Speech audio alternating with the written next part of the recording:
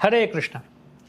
Live in relationship, বিয়ে ছাড়া সম্পর্ক, বর্তমান সময়ে বর্তমান সমাজে এটি আরেকটি বর্তমান সমাজের আবিষ্কার, যেটি আমরা দেখতে পাই। লিভ ইন রিলেশনশিপ, ছেলে মেয়ে বিয়ে করবে না, কিন্তু বলছে আমরা আগে একসাথে থাকবো, একে অন্যের সাথে থাকবো,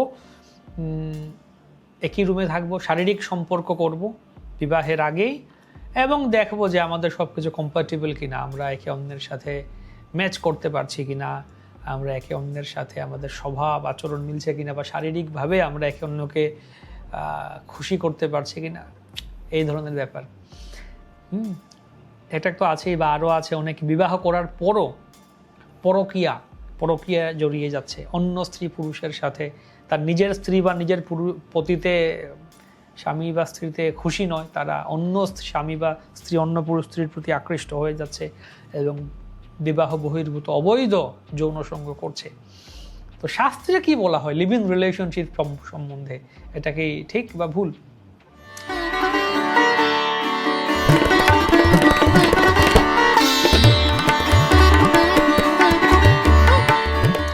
নতুন ট্রেন্ড, লিভ ইন রিলেশনশিপ, বিয়ে ছাড়া একসাথে থাকার চেষ্টা করা।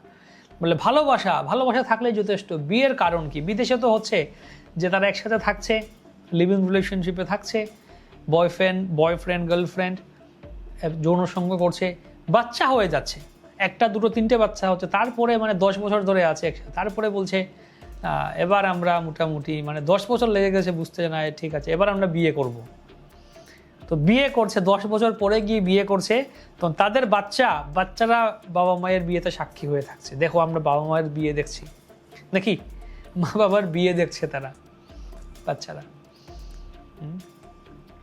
তো কি দরকার? বিয়ে প্রয়োজনই নেই আজকাল বিদেশে। তার উপর বিভিন্ন কিছু আসছে যে বিয়ে করলে টেনশন, বিয়ে করলে যদি আবার ডিভোর্স হবে, ডিভোর্স হলে আমার স্ত্রী আমার সম্পত্তি অর্ধেক নিয়ে যাবে, অ্যালুমিনি চাইবে, খরপোশ চাইবে, বা আরও বিভিন্ন কিছু ঝামেলা, টেনশন, ডিভোর্স, এই সে। তাহলে বিয়ে করা দরকার কোথায়?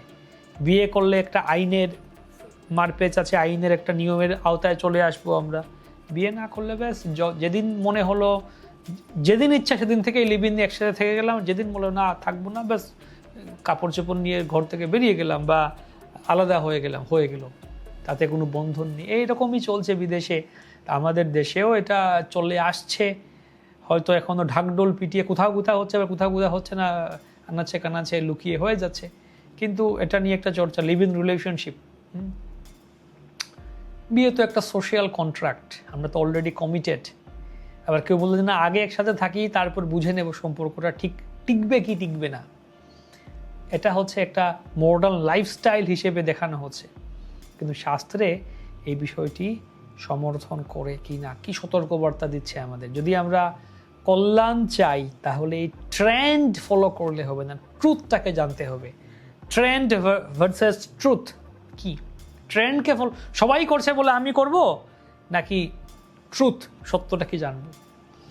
স্কন্দ পুরাণে বলা হচ্ছে এই সম্বন্ধে, অয়সা নির্মিতাম কান্তাম সুতপ্তাম ঝরঝরি কৃতাম গারমলিঙ্গয়তে মর্ত্যঃ পরদার পরিগ্রহাৎ দৃশ্চারিণ্য স্ত্রিয়শ্চাপি সুতপ্তম পুরুষম তথা। কি বলা হচ্ছে? যে ব্যক্তি নিজের স্ত্রী বা স্বামী ছাড়া, অর্থাৎ বিবাহ ছাড়া অন্য কোনো কারোর সাথে অবৈধভাবে সম্পর্ক স্থাপন করে, তাকে মৃত্যুর পর যমদূতেরা ভয়ঙ্কর শাস্তি দেয়। তাকে একটি লাল তপ্ত লোহার মূর্তি, একটা লোহা দিয়ে মূর্তি যদি পুরুষ হয় তাহলে একটা স্ত্রী মূর্তি বানাবে, যদি স্ত্রী হয় একটা পুরুষ মূর্তি বানাবে, লোহার মূর্তি বানিয়ে এটাকে আগুনে পুড়িয়ে দেবে, লাল লাল হয়ে যাবে এই মূর্তিটা গরম হয়ে। তো সেই লোহার মূর্তির সঙ্গে জড়িয়ে ধরা হয়, এটা আগুনের মতো গরম। শুধু একবার নয়, বারবার তাকে এই যন্ত্রণা ভোগ করতে হয়। একটু থেমে কল্পনা করুন, আমরা যেটাকে রোমান্টিক রিলেশনশিপ ভাবি, যেটাকে আমরা লাভ বলে জাস্টিফাই করি, শাস্ত্রে একে এই বিষয়ে এই দৃষ্টিকোণ থেকে দেখা হচ্ছে না। কেন? কারণ শাস্ত্র শুধু বর্তমান অনুভূতি দেখে না, শাস্ত্র দেখে তার ফল, প্রভাব, তার পরিণতি, তাই বুঝতে হবে এটা শাস্ত্র ভালোবাসার বিরুদ্ধে নয়, ভালোবাসা অবশ্যই ভালোবাসা থাকা উচিত, কিন্তু বিবাহ বহির্ভূত নয়। ভালোবাসা ঈশ্বর প্রদত্ত একটি পবিত্র অনুভূতি, সবার ভগবানের প্রতি আমরা প্রেম ভালোবাসা, সমস্ত জীবের প্রতি ভালোবাসা, সবার প্রতি ভালোবাসা। হ্যাঁ, তাহলে যে আপনার পরিবারের লোকদের, বাবা মাকে ভালোবাসা, ভাই বোনকে ভালোবাসা, তাহলে যার সাথে আপনার বিবাহ হচ্ছে, আপনার স্ত্রী বা আপনার পুরুষ, তাকে কি ভালোবাসবেন না? অবশ্যই। আমরা কোথাও ট্রেনে যখন যাই, কারোর সাথে হয়তো একদিন দুদিন দেখা হয়, তার সাথে প্রতি একটা আকর্ষণ অনুভব করি, হ্যাঁ লোকটা ভালো। বা কারোর সাথে হয়তো আমরা একসাথে পড়াশোনা করেছি, স্কুলের ফ্রেন্ড, তার প্রতি একটা ভালোবাসা আছে। তাহলে যার সাথে আপনার বিয়ে হচ্ছে, একই ছাদের নিচে একই রুমে থাকবেন, তাকে কি ভালোবাসবেন না? অবশ্যই ভালোবাসবেন। কিন্তু অবৈধ সম্পর্ক কেন? ধর্ম বিরুদ্ধ, এটা সম্পর্কের বিরুদ্ধে। শাস্ত্র ভালোবাসার বিরুদ্ধে নয়। এটা একটা পবিত্র সংকল্প, সামাজিক অনুষ্ঠান, বিবাহ সংস্কার, দায়িত্ব, একটা ধর্ম। তাই যদি ভালোবাসেন, বিবাহ করুন, বিবাহ করে দায়িত্ব গ্রহণ করুন, দায়িত্ব গ্রহণ করে এগিয়ে যান। একটা স্থিতিশীল ভিত্তির উপর জীবন গড়ে তুলুন, যখন সেই দায়িত্ব, প্রতিশ্রুতি, সেই ধর্ম ছাড়া শুধু ভোগের উদ্দেশ্যে সম্পর্ক তৈরি হয়, তখন এটা শাস্ত্রের ভাষায় পাপ হিসেবে গণ্য হয়। এই আজকের দিনে মানুষ বলে, এটা আমার লাইফ, এটা আমার choice, my life my choice. Choice অবশ্যই আছে, তাহলে যমরাজও আপনাকে চয়েস দেখাবেন, এটা যমরাজের চয়েস।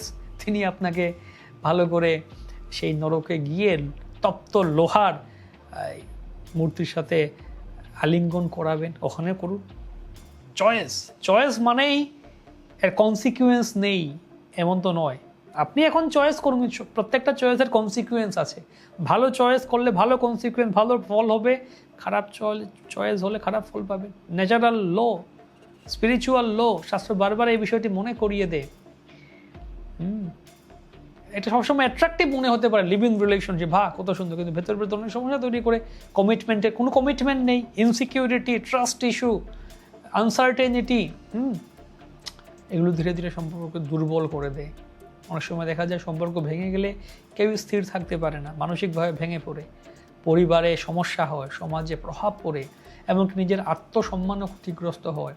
শুধু তাই নয়, শাস্ত্রে শুধু ধর্মের কথা বলছে না, আমাদের এই সুরক্ষা, বাস্তব জীবনের কথা, সুরক্ষার কথা বলছে। একটা নিরাপদ, সুন্দর, টেকসই পথ দেখাচ্ছে। ভালোবাসাকে পবিত্র করো, সম্পর্ককে দায়িত্বের মধ্যে আনো, ধর্মের ভিত্তি, তার উপর জীবন গড়ে তোলো। আমরা একটু নিজেদের দিকে তাকাই, এই শুধু মোমেন্টারি হ্যাপিনেস, ক্ষণিকের আনন্দের জন্য আমরা কি না করে ফেলছি। কিছুদিনের আনন্দ, কিছুদিনের এক্সাইটমেন্ট, উত্তেজনা, কিন্তু এমন একটা জীবন যেখানে দীর্ঘস্থায়ী শান্তি, স্থিরতা, বিশ্বাস, প্রকৃত সুখ কত সুন্দর হবে। সাময়িক আনন্দ নয়, চিরস্থায়ী শান্তি। এই শ্লোক আমাদের ভয় দেখানোর জন্য নয়, আমাদের জাগিয়ে তোলার জন্য, যেন আমরা অন্ধভাবে ট্রেন্ড ফলো না করি, আমরা যেন ট্রুথকে গ্রহণ করি। আজকের সমাজ যাই বলুক না কেন, ট্রেন্ড যাই হোক, মানুষের মতামত পরিবর্তন হতে পারে, কিন্তু শাস্ত্রের সত্য কখনো পরিবর্তন হয় না। তাই আমাদের উচিত ট্রেন্ড নয়, ট্রুথ ফলো করা। তাই আজ থেকেই আমরা চেষ্টা করি আমাদের সম্পর্কগুলোকে শুদ্ধ, দায়িত্বশীল এবং ধর্মসম্মত করতে চেষ্টা করি, যেন আমরা আমাদের ভালোবাসা শুধু আবেগ না, আশীর্বাদ অনুভব করতে পারি ভালোবাসায়। তাহলেই আমাদের জীবন হবে শান্ত, সুন্দর এবং সত্যিকারের কল্যাণময়। হরে কৃষ্ণ।